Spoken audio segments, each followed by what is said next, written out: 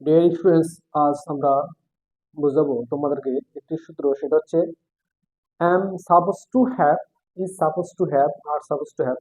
কারো কিছু থাকার কথা থাকলে এই ধরনের সূত্র প্রয়োগ করতে হবে আমাদের।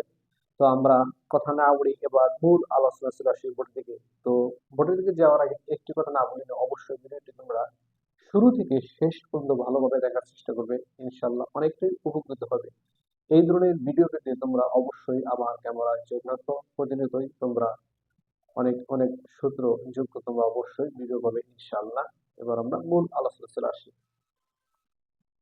স্পোকেন ইংলিশ, কারো কিছু থাকার কথা আছে বোঝাতে এই ধরনের সূত্র প্রয়োগ করতে হয়। am supposed to have, is supposed to have, are supposed to have। am ব্যবহৃত হবে ফার্স্ট পারসন আই এর ক্ষেত্রে, ইজ ব্যবহৃত হবে থার্ড পারসন সিঙ্গুলার নাম্বার হলে, আর ব্যবহৃত হবে অন্যান্য সকল ক্ষেত্রে। 1 নাম্বার, তার অনেক বই থাকার কথা।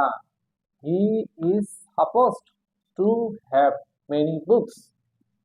2 নাম্বার, তোমার 2টি কলম থাকার কথা। You are supposed to have 2 pens. 3 number, মাহিনের একটি গাড়ি থাকার কথা। Mahin is suppose to have a car.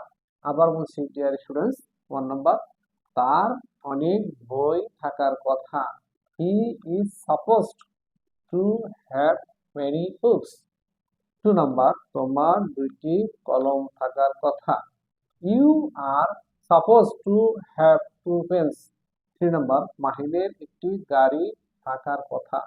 Mahin is supposed to have a car.